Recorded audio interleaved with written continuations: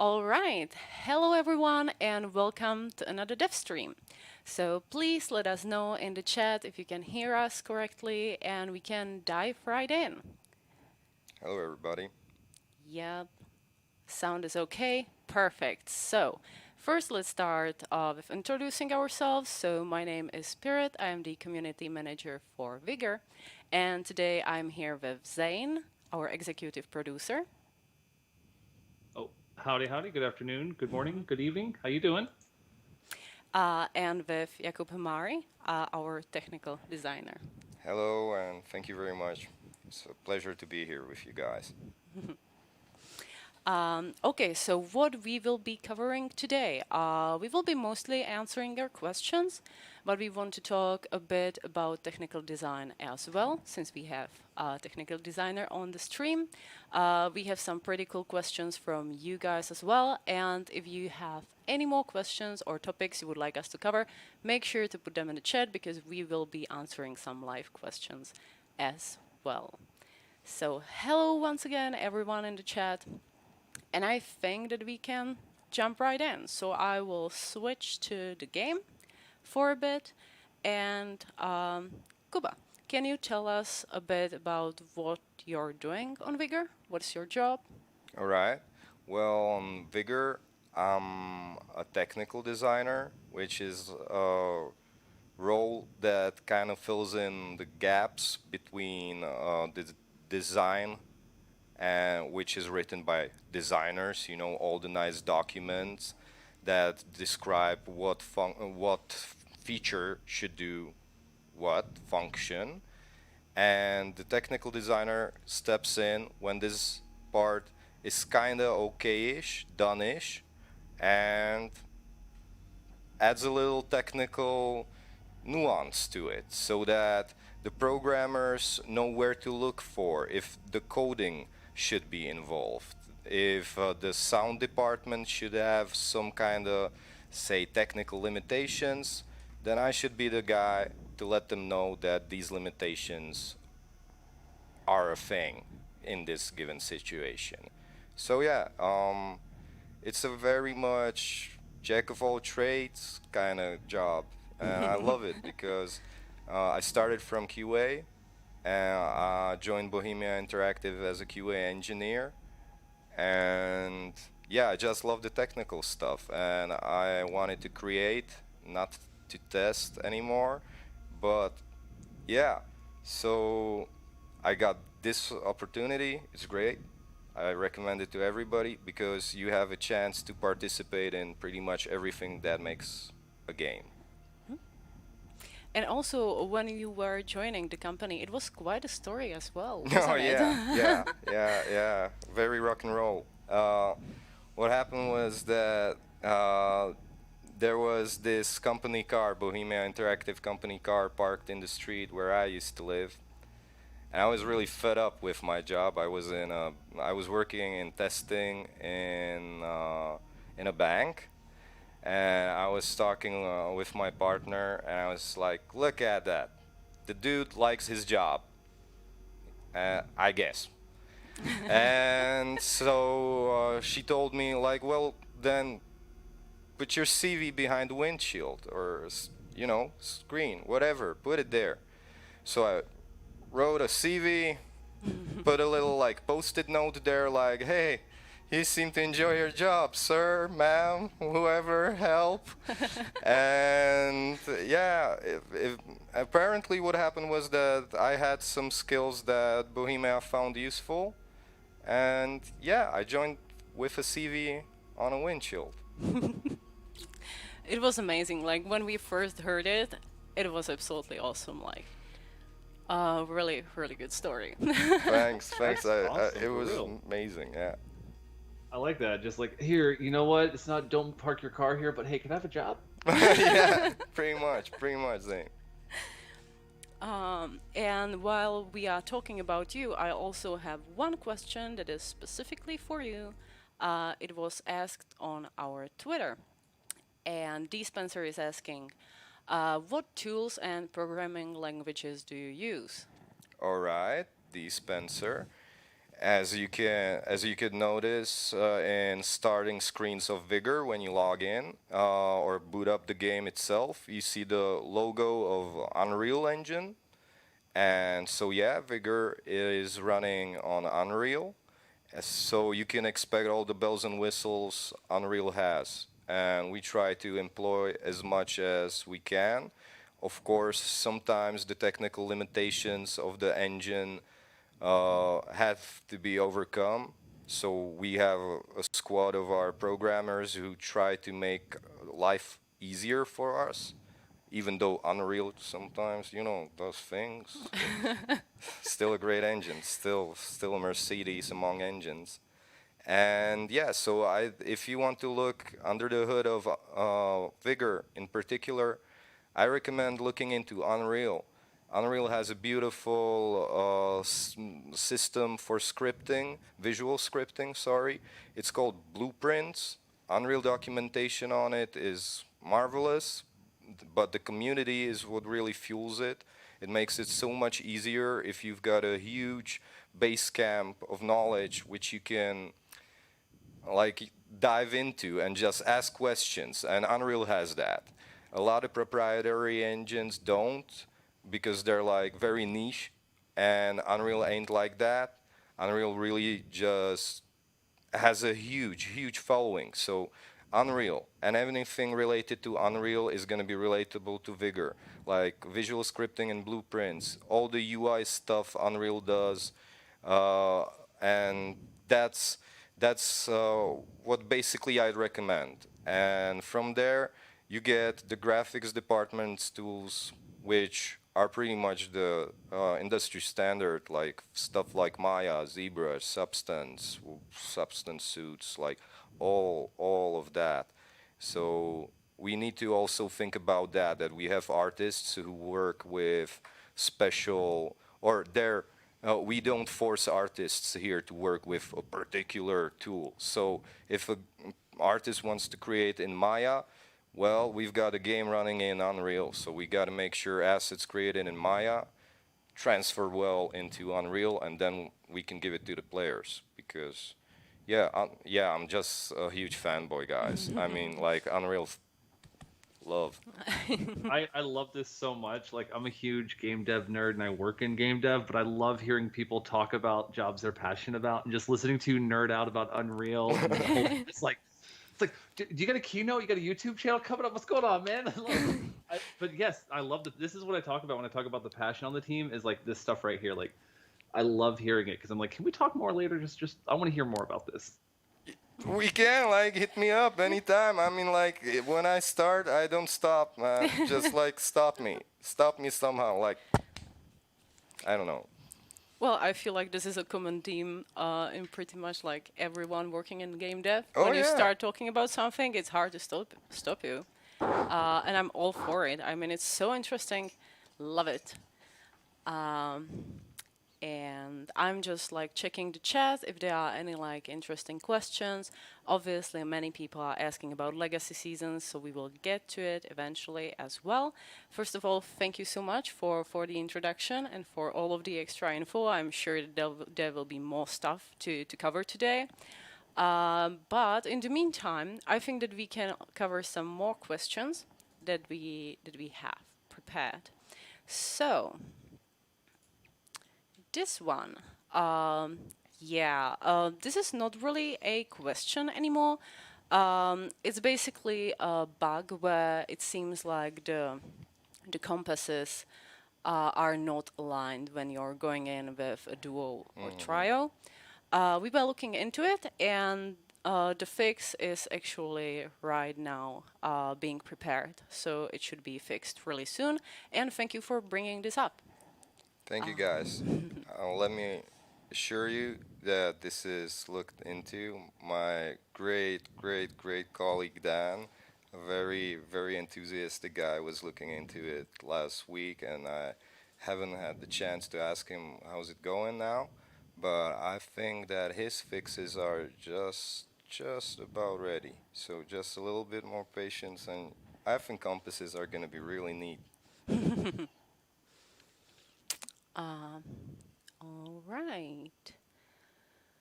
Let's see. Any questions, guys? Put them in the chat so we can answer them. And I um, love how every stream people call out a stare off. Guys, gals, I'm a 93, 94 back-to-back stare off champ. You're not gonna win. Look at that. Look at those skills. That's not a camera freeze or a photo. That's just pure talent. there's power in those eyes, definitely. No, not really. There's fear. No, I'm kidding. um, so, Chi Chris is asking, do you know if the game will ever be optimized for Xbox Series S? It currently does not look very good on my Series S compared to my Xbox One X. Who wants to answer this? Zane? So oh wow, just throw it right to me. Okay. Oh, sorry. So, Friendly fire. no, you're good.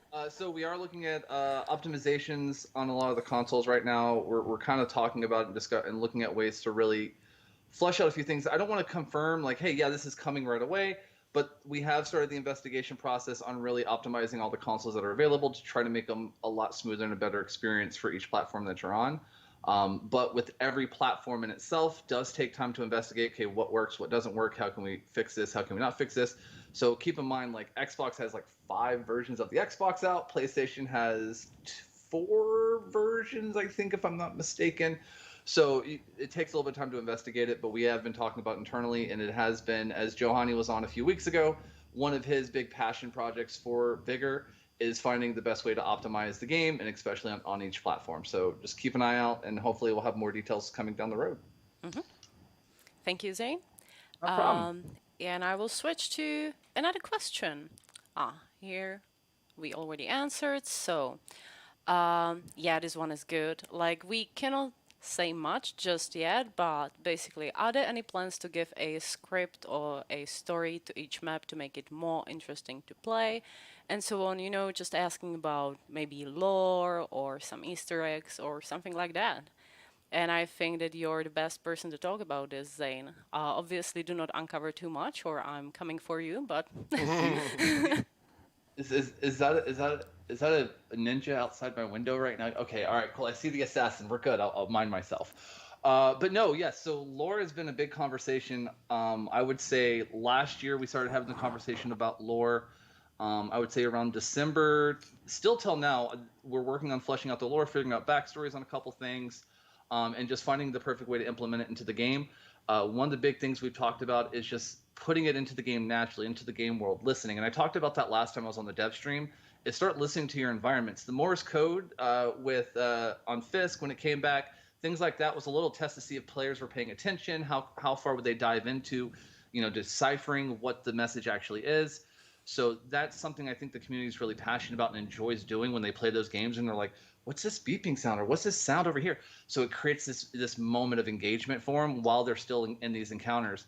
So we're looking at things along those lines. I don't want to talk about what we're doing, how we're doing it. There's other avenues that we're looking at of telling these stories of what's going on in the Outlands, what's happened beforehand, what's happening during, and just how can the players and the Outlanders themselves affect the world around them in that story that's still being developed. Because if you think about it, in our timeline, it's post nuclear bomb 91, 92, 90, around that area. So you're still telling the story as you play. Like the bombs have already dropped, and it's this world now that you're in. So it's just giving the details of what happened beforehand and how did we get to where we are, and then continuing over that hump and just having the world develop and that story develop, because that's part of it. You guys, the community, us as players, are part of that world in a sense, and that's something I'm really trying to find the best way to push through and tell. But it's hard, so don't quote me on like Zane's gonna do this. No, like that. But that's really like the stuff you have to look at when it comes to the lore in this type of game is you've created a different universe in a sense, right? You've taken the cold world and turned it hot. So now you've skewed that timeline and made a paradox. So it's really interesting. It's a lot of conversations, and anytime we talk about lore and finding ways to put it in it, it turns into a 45-minute conversation of everyone getting excited, going, what about this? How about this? What about this story and this idea? And it's so really cool to see. So I can tell you that there's a lot of good ideas and a lot of good theories from the community as well. That could art imitate life, light imitate art. You never know, but it's so cool to just think about the lore. Sorry, I get on a soapbox and I start ranting because I love the story of about this game and kind of the whole mystique of it, like the environments, everything. There's so many things you can tell with it.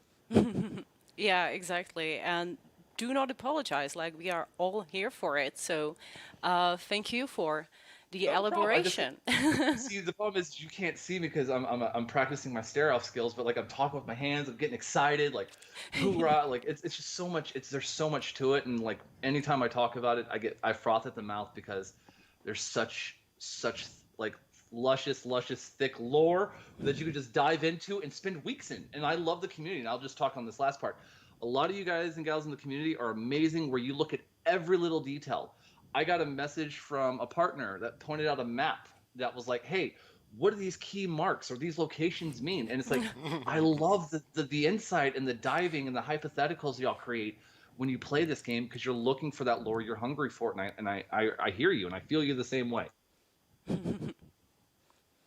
Yeah, exactly. And I think that we can move on from the questions for now and Right. look at your gameplay skills Oh yeah. for a bit. So I will switch to the game. We will let you play, and in the meantime, we can also look at some of the questions from the chat. One I saw was really, really good. Nana Bond is saying Jakub needs a new mug because he Yeah, this is a. Oh, sorry, this way. This is a. I don't know if you can see it. It's a racing version. It's very lightened. I don't know. My English skills are not so good today, but you can see that it's missing a part. But it's not a bug. It's a feature. Still works. Yeah. Working as intended, it was designed that way. Well, a little stray dog made it that way for me when I was sipping it on the pavement on my phone. I put it just down next to me, and the dog was so cuddly and full of love that he just wagged his tail and threw my cup of coffee on the ground. The mug kind of gave way, so the handle. So now I just rock it like this. Cheers to y'all. It says giftig. It's in Belgian, Dutch, means poison. It ain't, it's coffee.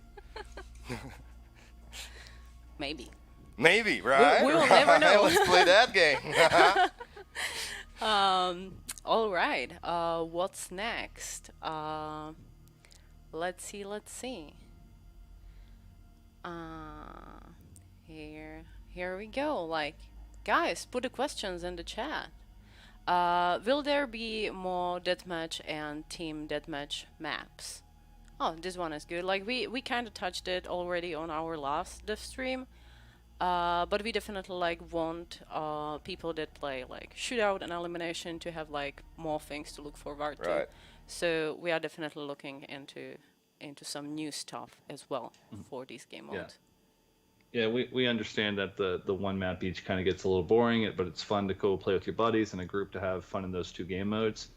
So it is something that's become more of a, I wouldn't say a high priority, but a priority of us investigating and looking at the right areas. So, but we as a team and as players ourselves kind of feel the same thing.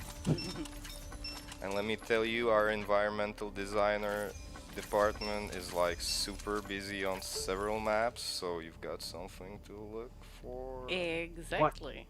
Why are you opening the bag? Don't do that. It's supposed to be all. Shh. No, I'm kidding. Never asleep, never asleep. Have you had a look into adding new mementos into the upcoming seasons? This one is good. I'm actually not sure. You want to take it, Zane? I can take it, but I'll probably say something that I'm not supposed to. I'm not very good like NDA person in this regard. Yeah, so whatever you would normally say, just treat it like a curse word and take it out. That's all you got to do. That's how I treat it. We've talked about it. Like, I think I don't know with season 9 if we confirm if we are going to do a memento or a new kind of collectible, but we've talked about like what's the best way to go about collectibles. We've done vinyls, we've done lighters, we've done trolls, right? What's the best way to go? And I know the community has a plethora of suggestions themselves and feedback for it. Yeah, so exactly. I'll say that much. Kuba, you want to jump in? Well, yeah, I was looking into some like fixes with the mementos. I saw some little like nice openings, opportunities for improving a couple of features. We bounced a couple of ideas in the office, and yeah, things are looking like possible-ish. I really don't want to I say too like that. much, I but like I that. would Possibly. myself. I'm a collectionist, and anything I can grab with my little digital claws, I'm really happy about, and I'm pushing that idea almost everywhere daily. Yeah, and I think the mementos are a really cool thing, and it's a collectible thing.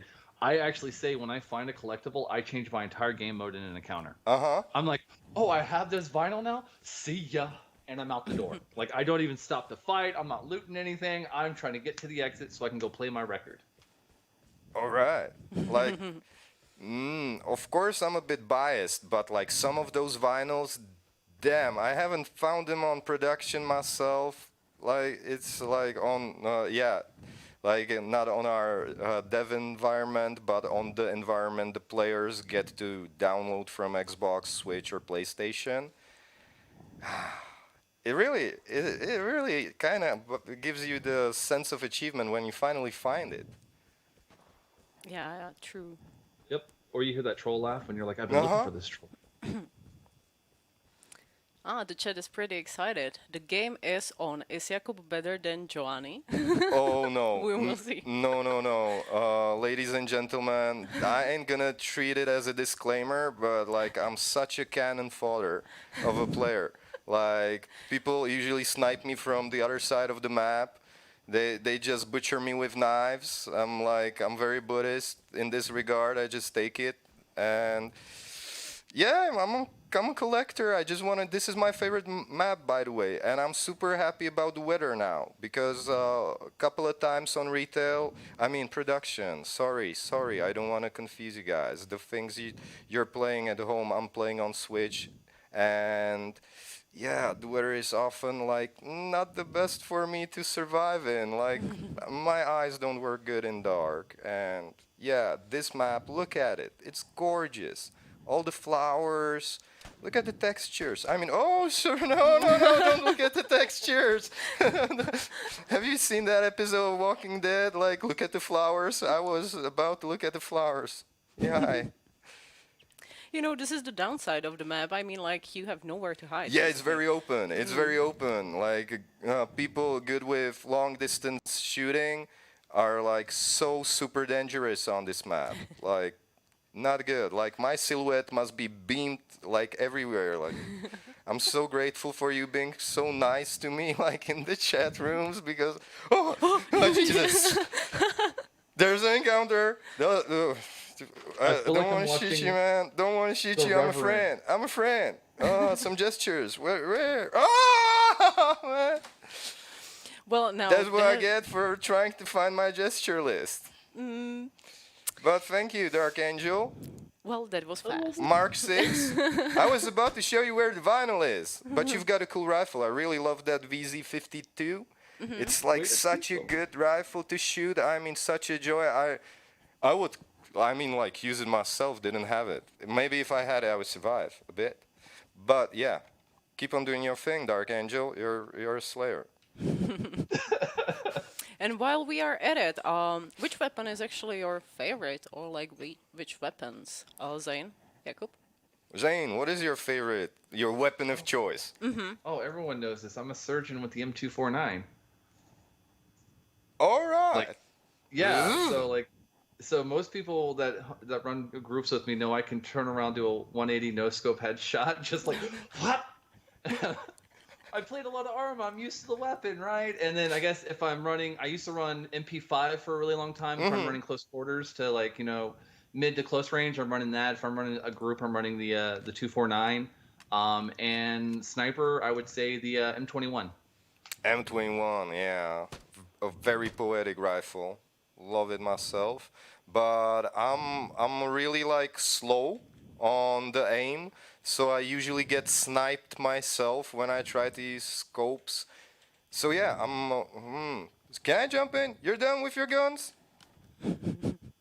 Zane? That's my main three. That's my main three that I run. You won't can't give everyone my guns because then they're gonna know. Like what I'm running with right now, and I have been for a while, and I've talked about it before. Is still SG1s and H bars to like feel things out, play with them. I'm still bad with them, awful.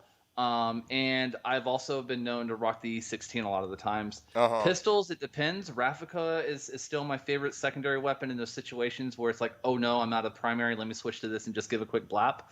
But I used to be a big Colt fan. I used to always run the 1911 with me, because that's just, it's nostalgia for me. So that was my weapon of choice. But that's like, if you're asking my loadout, look, I'll just give my loadout 249 if I'm in a group. Give me a Colt, 2 armor plates, 2 signal detectors, and two caffeines and a couple of bandages. Wow. Like, That's yeah. quite a setup. Yeah, that's very cool. Very cool. Yeah. Now just don't kill me for it, please. Bye. Nah, don't worry, don't worry. Like, I, I mean, I really enjoyed the John. Yeah, the knife thing. It's like so cool. It's so cool, and people get scared when they see a guy running around with a knife. Like, yeah. So they panic a lot. That's good. And shock and awe, shock and awe. And yeah, Mosin Nagant. I try to snipe without a scope, and because it doesn't give away your position. Well, yeah, I mean, like that M21 is gorgeous, gorgeous. I'm a big fan of assault rifles as well, but I'm not good with them. Honest to God, I suck. Like really, like people when they have their favorite weapon. Like I see a lot of people using H bars. Well, I'm like, "You- even Jakub could play that. So yeah, I try it out, and I'm like, what's the benefit? Like, why are you so good? So yeah,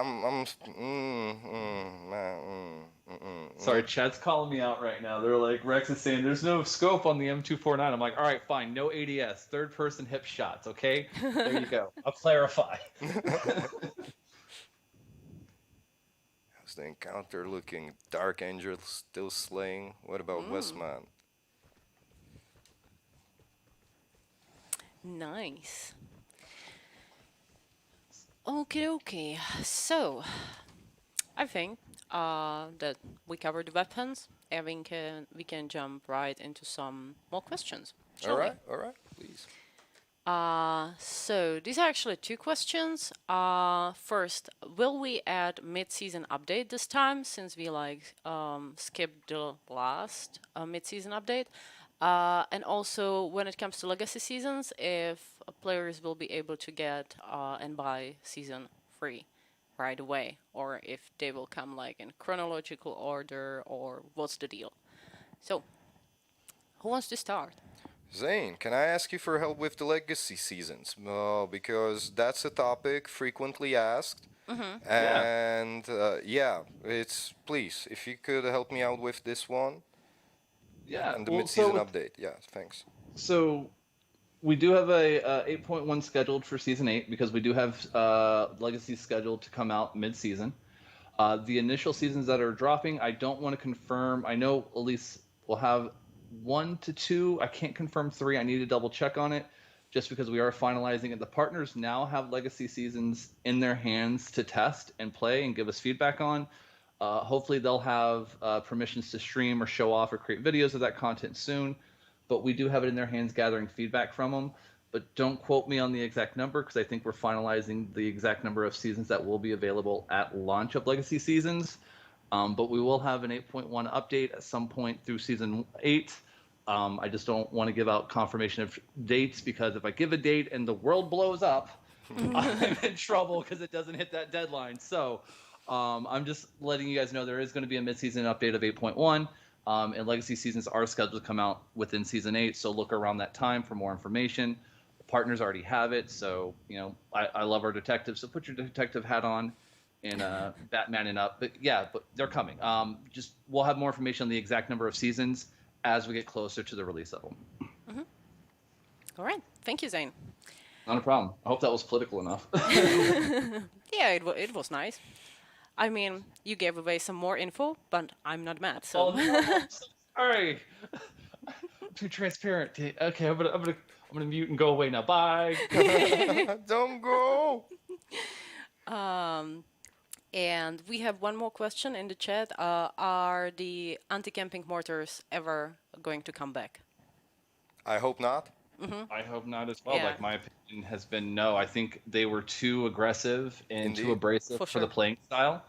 And we've talked about internally other ways to implement a system to help alleviate some of the camping. We understand camping is a valid play style in a way, but there's also different ways to tell if somebody's there, like your visual cues, audible cues, things along those lines. So we're talking internally of ways to help balance that game style out, so it doesn't feel like everyone's going up against a bush Wookiee and doesn't have the ability to kind of balance it. The first level of that, and I guess I can go into a little bit, was armor plates to find, hey, that initial jump on you, you have a plate to kind of absorb some of that initial damage to maybe find cover and then re-engage. But still, it does get really rough at some points with the camping. So we're trying to find a good balance. I wouldn't say perfect because nothing's perfect, but a really good balance for those players. Mm-hmm. Cool. You want to jump in? You got any other? Well, let me tell you that Vigor stole my heart with its ambient sounds. And when I had sirens blaring and bombs dropping every couple of, I don't know, it was really frequent. When you had like lobbies really bumped with a lot of mortar equipped, or like, it just piled up. It just snowballed, and the ambient sound, which is so gorgeous in Vigor, and all those footsteps and the birds chirping and whatever, just got like swallowed and drowned in those bombs. And yeah, we're not doing the nukes. We just wanted a slight anti-camping mechanic. Yeah. And I think we should look more into like the region of environmental tells and stuff like that. That would be very cool. Like personally, that's my personal opinion. I think the environment in this game is amazing. So we should like use it like that and maybe play around with that anti-camping mechanic somehow, because like you said, Zane, camping is a valid mechanic. I know. And I want to clarify that statement. Because I know somebody's going to clip that and it's going to be posted on YouTube and Twitter. Oh yeah. It was like, we shot ourselves in the foot, right? So let me No, I want to clarify, because every playstyle is different, right? So if I'm moving up on an engagement and I hear shots fired up on a village, and I know there's two guys fighting near that house, I'm going to post up on top of that ridge or behind that rock, and I'm going to watch for a few moments, right? Where camping gets egregious is when like guys and girls sit there for 3 to 5 minutes, not doing anything, just waiting for that one lone person to come up to gank and then run out. There's a different style. Like there's tactical camping where it's like, hey, I'm moved up on this position, I'm getting myself up, I know I'm about to engage this guy, compared to just being a jerk in a bush and killing me because you just want to hide in that bush by the exit right when the crows go off, and I go, hey, the crow, go. Yeah. Congrats, big ups to Dark Angel, who just like aced the encounter we were in. You slay. Look at that. I'm only a bush Wookiee. Look at the red numbers. There's two guys fighting in front of me. I will definitely hide in a bush for 2 seconds to see who kills each other and then fight the other one. I mean, right? That's like legit. That seems kind of legit. But the other way, that seems kind of boring for me as a player. I read one message from the community the other day saying that, hey guys, I'm a hunter and I totally respect campers. Like that's the way to hunt. Humans also, but like that's totally legit way. Like you said, bush Wookiee. That's love, man. That's beautiful. But yeah, like it's a legit way if you're hunting deer, I guess. I don't know if, I'm not gonna go too much into it because that's not my play style. Yeah. I don't know, but it's interesting to think about too, because like I'm gonna use a movie reference here. The Most Dangerous Game with Ice-T and Gary Busey, right?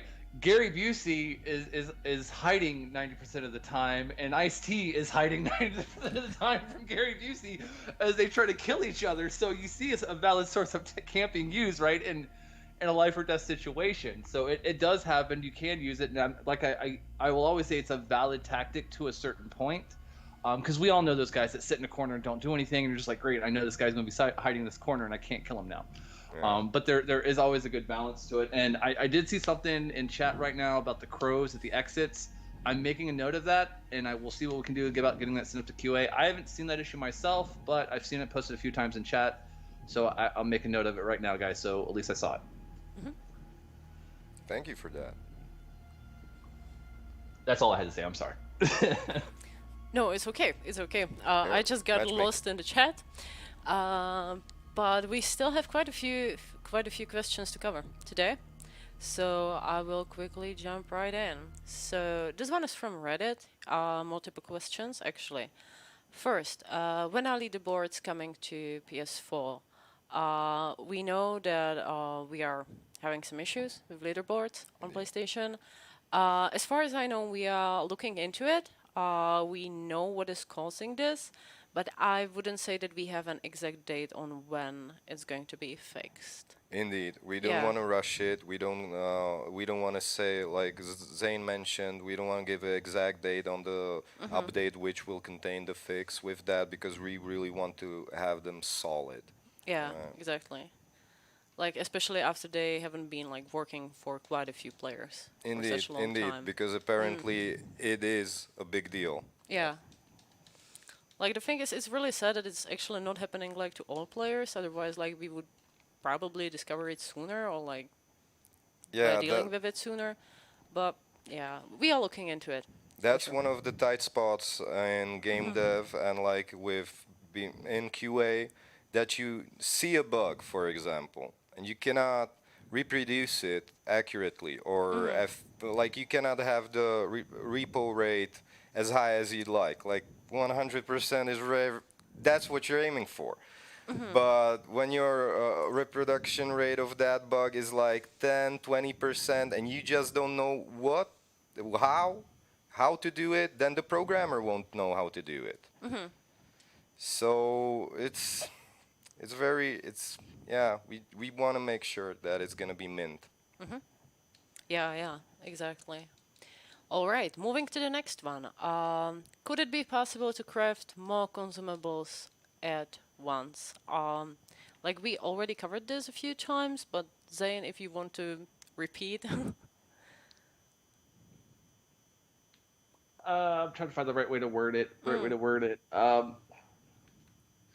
There's there's a balance to it. Yeah. And I feel where the players are coming from, but we are also looking at tools and consumables and crafting as a whole, and finding a way to really make it work in conjunction with the whole game. Like there's a part of it that feels disconnected with the crafting and how it works in some instances. So I don't want to say yes we can do it, no we can't, because we are investigating and really looking into it, and the overall crafting system and consumables and tools like we've talked about before with the and I may be jumping on a question that may be previous on the line, but as we've talked about with the like talking about balancing the tool consumables overall in general, like maybe possibly limiting the max amount you can carry of a certain type, things along those lines to balance that gameplay experience. But it's in that same conversation, the same vein with the crafting and everything. So it's a larger conversation than like me saying, hey, yes, because there's so many different things it's connected to, but it is something we've talked about probably, I would say, in depth about 3-4 times this month about the crafting system alone. And I spent 2 hours with Alex, as we know, and he's Steel Tsunami in chat, if you're hanging out, that about crafting and shelters and just those kind of things in itself. So it is a primary key component of our focus in some instances, but nothing that we're ready to kind of buckle down and say, yes, this is what changes are going to be happening to it.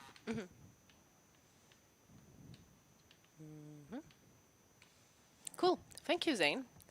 Not a problem. I see that assassin getting closer to my window now, though. All right. Next one. How is the bloom bug hunt going on? Always going on, and we're hunting booms and bugs. Don't you worry. But like our QA's on it. Oh, and there's sorry guys, I'm like getting butchered again. You were killed. Oh yeah, I know. Respect. So yeah, do you like shootout? Guys, the game mode, shootout. Do you find it fast enough? It's really like such a invigorating experience to like a refreshment, like having a cold drink after a couple of encounters, just like rev up again and jump into an encounter again. Do you do that? I sometimes do that. Like have a 3-4 encounters and then just switch to a shootout to spice it up a bit. Like After Really? getting destroyed in shootout, I stopped hanging out in the shootout that much. Yeah, like Yeah, same. some I'm of that your one who cries skills, in a corner. like I mean, like sometimes I think that that's not like even possible, like within the limits of Unreal Engine. Some things I see you guys being capable of, like that was fast, that was super fast. And players in the chat are mentioning that many of them are actually using it as a warm up, rather than like a break in between encounters to like warm yourself up, which like makes sense in a way. Yeah, it does. Totally. It really does. I like it. I like it. Coolio. Are you solving also the melted weapon bug? I'm not sure about Well, what. melted weapon bugs, like Melded sorry. the melded weapons. So the issue where sometimes if you swap weapons, sometimes they'll both be on top of each other. From my Oh understanding, yeah, yeah. that is either close to being resolved or still being looked into because I heard about it. But yeah, we are aware of that one. We've seen the screenshots, the videos of it. Yeah, Um, yeah. it is something that we are trying to resolve. And I don't want to say there's a confirmation on the fix, but I do know that it was a focus. God, this sprint at some point, but I thought it was. Let me double check. No confirmations, but yes, we have been looking into it. But it is something that was brought up. We have been diving into it, and I think some of the there's one I think where it was like a 249 with a M21 scope on it, and I was like, oh, that's just not fair. Well, but it's only skins, ain't it? Like you don't fire two weapons at once, right? It's just like visuals, if I'm not mistaken. It's This just bug. exactly. It's just the model is just appearing on top of the model. Oh yeah, oh yeah. We have a few off-topic questions. So first off, Cancel Gringo is asking a question for Jakub. How much for you to cut your beard off? Ha ha ha ha. Well, my friend once told me a man who shaves his beard for a woman deserves neither. So I don't know, Mr. Gringo, sir, if you're a gal or a guy, but like I will not shave my beard on any like. No, I don't know why. Like, does it look weird? Does it look weird to you? Please No, respond, please. Taking the title though, like so, Chad has already said that you are now the bearded one, and I'm cool with that. Like I'm cool with giving up the title. You got a bigger, larger. Like I got beard envy going on a little bit. I will say that I shaved or trimmed mine because of I was told to by producers. No way.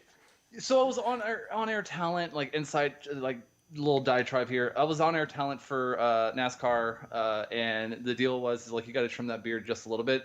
And Kuba, remind me after stream. I will send you a picture of what it was at its longest point. All right. And that was during Diablo 3 release when I was working for Blizzard at the time. The entire company did a beard off, and I will show you the length of that. Beard off. Give me. I need to see that. Brothers in beards. Wow. No, sorry. Like a lot of people try to goad me into like shaving. I refuse. It's like for laziness reasons. I know that it's not aesthetically appealing to some people, but like it's practical and it's so it can smell nice too. It really does. Like the other day, one friend hugged me and said, "Oh my God, your beard smells nice for the first time in years." And I'm like, "Thank you, thank you." Nice. Maybe I should get one as well, just to blend in, you know. With the They beard, have right? yarn beards. They have like knitted beards that you can wear. Oh It's yeah, like a true. face warmer. Yeah, the ones connected to the caps as well, like for winter. Yeah. Really cool ones. Exactly. And we had another question if Daisy team is doing dev streams as well. Currently not, but I was actually talking to the guys from marketing and they would like to start doing some dev streams, so stay tuned. I'm sure that they will let you know. But so far, I don't think that they are streaming or definitely not that often. Cool. And last question from Reddit. Have you solved the bug where you can't fire after you have interacted with the locked container? That one would be great for Alex to answer, but Sally ain't here because he's the mastermind behind all the things log container-ish. Yeah, yeah, And yeah, I can't answer it on my own, sorry, because I'm not really diving into that technically. Yeah. But I if want it's to do a the same. bug, if it's logged, we're working on it. Yeah, I would have to defer back to Alex on that one too, because I know that has been brought up and been a focus. And I know Modlog has been a big proprietary component of like saying, hey, this is an issue. I keep misfiring, and it's like it's not a misfire. We now know what it is, because I had to watch him do it a few times to figure out exactly what was happening. But I do know it is in Alex's realm, so hopefully we'll have an update, and then we'll post up an update to the community once we know a resolution or when it will be coming out to as a fix. Cool, cool. Now, that was all for the first post. Now we still have some more. So here we go. Yeah, this is the rest of the first post. So you told that update would have been now every 3 months instead of 2 months. Isn't there a way to release minor update in order to fix bugs? Great question. And actually, like, this is something that we always try to do. Like, when there are Indeed. issues, we are always like thinking of ways. Hey, can we release like a really quick hotfix? Will we release a minor update in between fixing some of the stuff? Obviously, it highly depends on how fast are we able to deal with the bugs. If the fix is ready, also the time frame, what other stuff we are working on at the time. It really depends, but we always try to squeeze a hotfix in if it's absolutely necessary, I would Indeed, say. indeed. Like, release calendar is a nice thing, but when people's Xboxes are melting, we ain't gonna wait till July, right? Exactly. And I Yeah. think one of the biggest examples is blue screens. We really investigated and tried to fix that as quickly as possible to get a fix in. We've also seen where we've actually implemented hot fixes midway through a season because it has been it's affected the community and the player base at whole. Sometimes the turnaround time is not as fast as our community and our players expect, but it is one of those things like if we have to, we will take that and do that as needed. But we like to try to keep everything scheduled. The hard part when it comes to the game development is schedules change, windows close, windows open. Yeah. So it's really difficult sometimes to go, hey, cool, on like we could say on this date at this time this will happen, but if like a server blew up or something out of our hands happened, we missed that date and now the players are mad. And I use that a lot, but it sounds like the extreme. But those are one of the things is everything changes in game dev on all of those situations where it's like, cool, we got to fix. Can we get it in? Yeah, it's going to take this long to get in just because we have to go through, I guess, Insight as well. Johanny talked about a little bit. Like, if you have to push something to the game itself that's a game fix, like it goes to your game itself, that takes a little bit longer than something that might be a minor tweak on a cloud side, like an XP issue or something like that. We can test with QA and try to get that fixed with an XP balancing if something's missing. But if it comes to like major game overhauls or mechanics, that takes a lot longer because it does have to be QA'd. It does have to go to platforms to be tested by their systems and their teams before we even get a green light to say, hey, you're cool to go ahead and publish this live. So just keep that in mind that even though it takes a few weeks to get out there, doesn't mean we're not feverishly working on the back end trying to get it fixed. Many a days and nights, I think a long conversations when blue screens and crashes were happening for PlayStation that we spent like just having conversations. How quickly can we get this fix out? What can we do? So we try. Yeah, and sometimes I know, guys, that is gonna sound like a excuse, but sometimes things really can be out of our reach. For example, you mentioned platforms. We cannot just kick PlayStation's doors in and just like say, "Hey, guys, we've got an update, so Yeah. get it on." They they own the platform, right? So they can call the shots, and if our fixes aren't ready to for their due date, then we gotta wait. We gotta, and we're super sad about it. You know that we want Vigor in the best shape for you. So, Yeah, yeah, it's always really sad when we have to like cancel hotfix or we are not able to do it just because, yeah. Like it's really disappointing, but at the same time, sometimes there's no other option. indeed, indeed. And last two questions. Any plan about being able to turn off cross-platform on Switch? No exact plans yet, but as we said before, We are currently like looking into crossplay as a whole across all platforms. So we will see what the future will bring. No exact plans as of now, but we are having discussions about this currently. So we will see, and we will obviously let you know as soon as there are any updates. And any plan about reporting abuses faster? Well, Well, yeah. that's on you, Robert?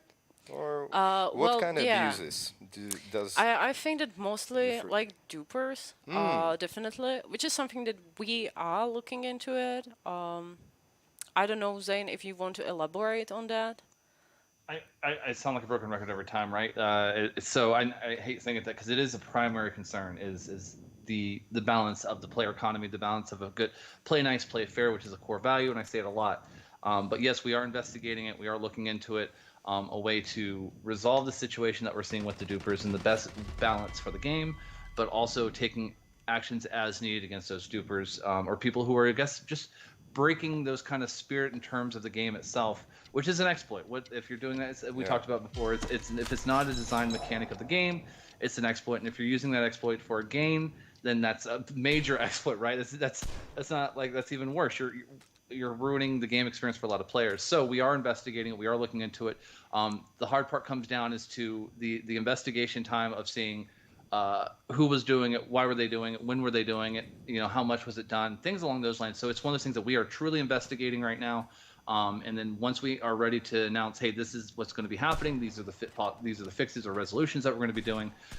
That's when we'll be announcing that information. But it is a big thing of mine because as a player myself, and as someone who works on this product, it's really, really difficult to go into a match and you go, all right, this guy's got an SG1, he's got 2 magnums, and he's got a green coat with nothing on him. I'm looking for that group first. And then you find it's a guy with like 60 portables, and you're just like, bro, just help your buddy get loot. He can make the portable. Like, just help him get the loot, right? So that's the situation that we're running into is, and I use humor a little bit to downplay it, but that's the seriousness of it is that there are people out there who are ruining that experience. So we are still looking into it, and like I said, I don't want to talk about more details into it of what we're exactly doing, what will happen, but it is a major thing, and I'm very adamant about trying to make the game a play nice, play fair, and a good ecosystem of balance with when it comes to that kind of stuff. Because I want to help my friends, but you don't need to give your friend everything you have in your loot. Right. Yeah, true. Cool. So hopefully that answers your question. And now moving on, I have 2 more questions from the community, so bear with me. First one, why aren't the armor plate parts in points of interest? Why? Why? You'd like him there? Now's I'm the time sure. to speak if you like him there. So I actually, this is actually something interesting because when the loot was so high before the balance and changes to those POIs, there was armor plates in there. So the community's writing that saying, hey, like, why aren't they there anymore? That's actually true. When POIs were running 3 in there was so much loot, you were getting extra stuff. When the new POI system came in with 2, there was a rebalance to the loot distribution, and that's kind of what you're seeing. It's harder to get those armor plates because I think at one point you were able to walk out with like 3-4 armor plates from just that one loot instance, which is a little much in that just instance of going in there and pulling it out. So there was a little bit of a rebalance. I actually talked to Alex this morning about it, and that was changed with the POI, with the introduction and the changes to the 2 POIs and the new loot redistribution across those POIs. So I hope that answers your question, gives you a little bit of insight why it's no longer there, because I had the same question, because I was like, wait, I remember seeing these. It was there. It was there. Don't worry. You're not seeing things. Get them in the normal, but you can still get them normal ways, right? Crafting, killing and looting other players, and then the possibility of getting them. If you get the roll of a dice on a loot crate or on a loot box, right? One of the crates. If it comes in one of the airdrop crates, things like that, and you have the possibility of getting it, then you'll get it there. But still, you're going to see mostly the kill, craft, and recover situation. Cool. All right, thank you, both of you. And the last question from our social media is this one. It's not really a like we covered this multiple times, but since it still appears from time to time, I think that we should definitely talk about it once again. What is going on with the noob players buff, like having better aim assist and having more HP than everyone else? So first thing first, we always say there is no such thing as noob shield or Yeah. anything. Yeah. The only help you're getting is the first few encounters that you play when you're fresh in the game. You're put in the encounters with other new players. Yeah, That's it. that's legitimately it. I love the concept of a noob shield Yeah. or It's very the Yeah. system because it's all it is when you're a new player, instead of throwing you out into the wild, you're set into a set number of games with new players in itself around your same skill level of being brand new. After you hit that, then we kind of say, cool, enjoy yourself. The reason I think a lot of players feel that way is like right around the Switch release, the number was very low. I think it was like probably 8 to 9 matches before you were thrown into the wild with Xbox players Yeah. who'd been playing the game for so long that we did adjust and change that number to a larger number. I don't know the exact number off the top of my head, unfortunately, but it is a larger number of matches you play as a new player before, because to give you time to get gear, learn the encounters and that gameplay loop before throwing you in with the guys who've been playing, for a year, 6 months, maybe longer. Some of our veterans who've been around since, like me and myself, alpha, beta time. So it's really those things that you got to go, okay, cool, find a good balance. But no, there is no like extra buff or any changes to a new player in itself with the game. All that's new, all that's different is they're in their own little encounters, in their own little safe space for a few matches to get themselves adequated, and then they're prey for the hunters. Yeah, absolutely, exactly. And I actually saw like one more theory on this.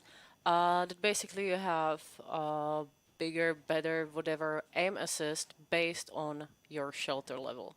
Oh, that's nice. Well, that's a good idea, or is it a good idea? I Like, really the concept of a noob shield is like I see it as a feeling, really, because like from a technical point of view, there's no such thing implemented. Yeah, exactly. And the shelter thing, yeah, we're looking into other routes which the shelter improvements or the Yep. boosters might evolve.